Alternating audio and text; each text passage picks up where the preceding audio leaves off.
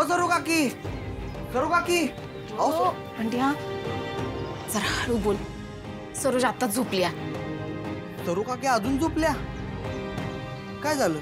अरे कमळीच्या काळजीने तिने टेन्शन घेतलंय आणि टेन्शनमुळे तिला ताप आलाय. नुसते तापाने फनफन करायला. ताप आलाय?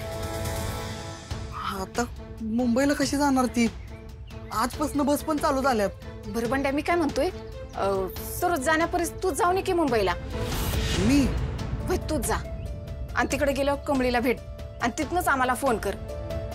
सरोज जरा कमळीशी बोलली ना तर तिला बरं वाटेल. नाही तू उगाच काळजी करेल बघती. हा ठीक आहे, मी मुंबईला जायची तयारी करतो मग. हो थांब.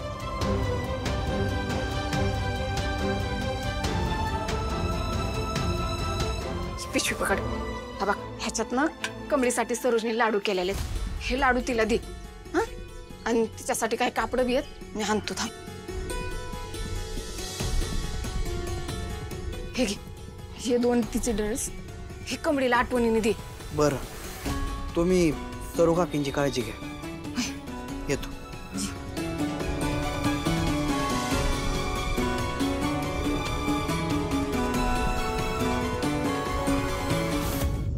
निंगी कशी आहे का आता? म्हणजे बरं वाटतंय ना तिला आता? होय बरी आहे. हॉस्टेलवर आराम करते. तिला मुकामार लागलाय की नाही, जरा मग जास्तच आराम करायची गरज आहे. राजू पण मला एक प्रश्न पडलाय बघ. म्हणजे निंगीला हे सगळं कुणी केलं? कुणाचं कारस्थान आहे? मुळातच निंगी संग मारामारी करायला तिने त्यांचं काय बिघडवलं एवढं? काय माहित ग. पण ऋषी दादा हे कोणी केलंय आणि कोणाच्या सांगण्यावरून केलंय ना, यासाठी प्रिन्सिपल सरांना भेटायला गेलाय बघ. बरं झालं बघ. ऋषी सरांनी आता त्यासनी हुडकून काढूच दे. मग बघ कुणी बी असू दे, मी त्यासनी सोडतच नसतो. माझ्या निंगीच्या अंगावर हात उचलला ना बघ असतो. मला पण खूप राग आलाय त्यांचा. खरं प्राजू मला निंगीची लई काळजी वाटते बघ. म्हणजे ती हॉस्पिटलमधनं हॉस्टेलवर आल्यापासून ना अशी पंख्याकडेच बघत बसली बघ, एकटक अशी नजर ठेवून. कमळी अगं ए निंगे, अगं काय काय डोसकर पडलीस काय तू? अगं तुला आरामाची गरज आहे. बरं नाही डॉक्टरांनी सांगितलंय ना. इकडे कशाला आलीस? अगं वय ते मी कमळे, मी निवडणुकीतून माझं नाव मागं घ्यायला आलो.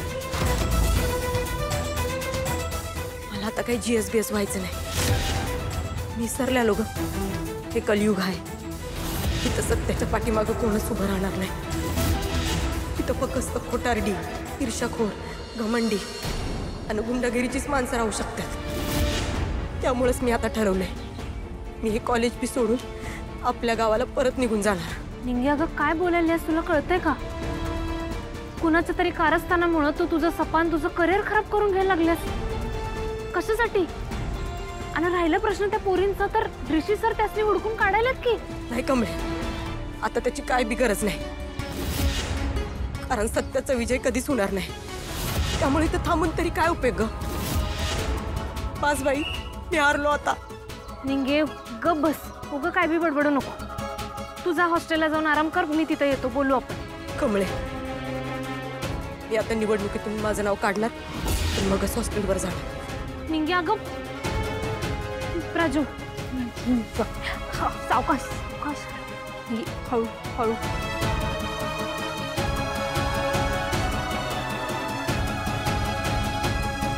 सर ही गोष्ट तुम्ही लाईटली कशी घेऊ शकता? प्रिन्सिपल आहात ना तुम्ही कॉलेजचे. या गुन्ह्याला आत्ताच आळा घातला पाहिजे. प्रिन्सिपल म्हणून कारवाई करायची सोडून गोष्टी लाईटली कशा घेता तुम्ही? हे बघा ऋषी सर, तुम्ही माझ्यासमोर आरडाओरडा करून काही साध्य होणार नाही. साध्य होणार नाही म्हणजे? सर इथे कॉलेजमध्ये इलेक्शनचे दिवस आहेत आणि काही मुली तोंडाला मास्क लावून येतात आणि निंगीला मारून जातात. ही गोष्ट साधी वाटते तुम्हाला? अवस्था बघा त्या मुलीची. लहानशा गावातनं शिकायला आलेल्या मुली आणि त्यांच्या बाबतीत या अशा गोष्टी घडतायत हे बघून आपण शांत बसायचं का? कॉलेजचा प्रिन्सिपल म्हणून तुमच्या काही जबाबदाऱ्या आहेत का नाही? तुम्ही तुमच्या जबाबदाऱ्या नाकारताय हे तुमच्या बोलण्यातनं दिसतंय म्हणून बोलतोय मी. हे सगळं कोणी केलं हे शोधून काढलं पाहिजे आणि त्या मुलींना शिक्षा केली पाहिजे. नाहीतर हा असा गुन्हा भविष्यात पुन्हा घडेल, किंबहुना याच्यापेक्षा मोठा गुन्हा करायला मागे पुढे बघणार नाहीत. हे बघा ऋषी सर, ज्यांनी कोणी हे केलं म्हणजे ज्यांनी कोणी नीलांबरीला मारलं त्यांना कोणीही पाहिलेलं नाहीये, कारण त्यांचे चेहरे झाकलेले होते. आम्ही सगळं काही नीट चेक केलं, पण कोणाची ओळख पटू शकलेली नाहीये. शिवाय त्या मुली आपल्याच कॉलेजच्या आहेत की बाहेरच्या आहेत याचंही काही प्रूफ नाही आहे आपल्याकडे. मग ॲक्शन घेणार कोणावर? दुसरं असं आहे की कदाचित नीलांबरी आणि त्या मुलींची काही वैयक्तिक दुश्मनी असू शकते. सर काय बोलताय तुम्ही? वैयक्तिक दुश्मनी? कोणाला ओळखतात त्या इथे? या कॉलेजच्या बाहेर कोणाशी ओळख आहे त्यांची? साध्या सरळ मार्गी मुली आहेत, इथे शिकायला अभ्यास करायला आले आहेत. आणि वैयक्तिक दुश्मनी म्हणून ज्या गोष्टी घडल्या त्या जस्टिफाय होत नाहीत ना. गुन्हा तो गुन्हाच आहे. हे बघा ऋषी सर, गावातले विद्यार्थी आणि शहरातले विद्यार्थी यांच्यामध्ये असे वाद होतच असतात. सर तुम्हाला जमत नसेल तर तसं सांगा. मी सरळ अन्नपूर्णा मॅडमशी. Okay okay. म्हणजे ऋषी सर, तुम्ही जर का एवढे फोर्सच करत असाल तर मी या सगळ्या प्रकरणाची फेरतपासणी करायला तयार आहे. झालं? थँक्यू. कुणी केलं असेल हे? आणि जर त्यांचा चेहराच नाही दिसला तर काय पुरावाच नाही मिळणार. मग कसं कळणार?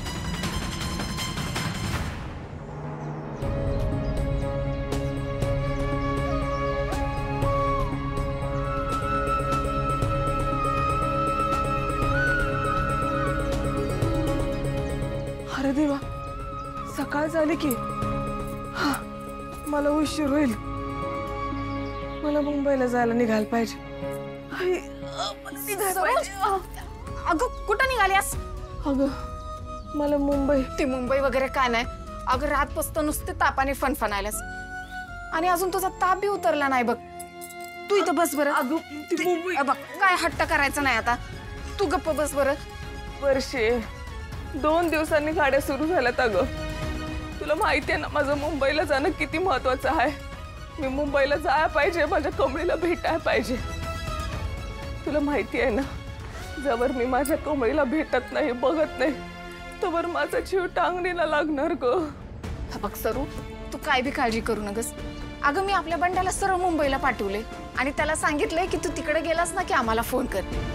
आणि तू बनवलेले लाडू आणि ड्रेस मी त्याच्याकडे दिलेत कमळीसाठी.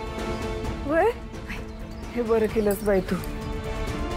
एकदा का माझ्या कमळीशी बोलले ना का मग माझ्या जीवाला थारा मिळेल बाई. तू बस, मी तुला काहीतरी खायला घेऊन येतो. बस. सगळ्यात फेवरेट स्टुडंट कोण? सगळ्यात फेवरेट स्टुडंट कोण? अरे कॉलेजचा जीएस कोण? अरे वडापाव नाही मिळाला काय? ओरडा ना जोरात. कॉलेजची आपल्या जीएस कोण? अरे कॉलेजची आपल्या जीएस कोण?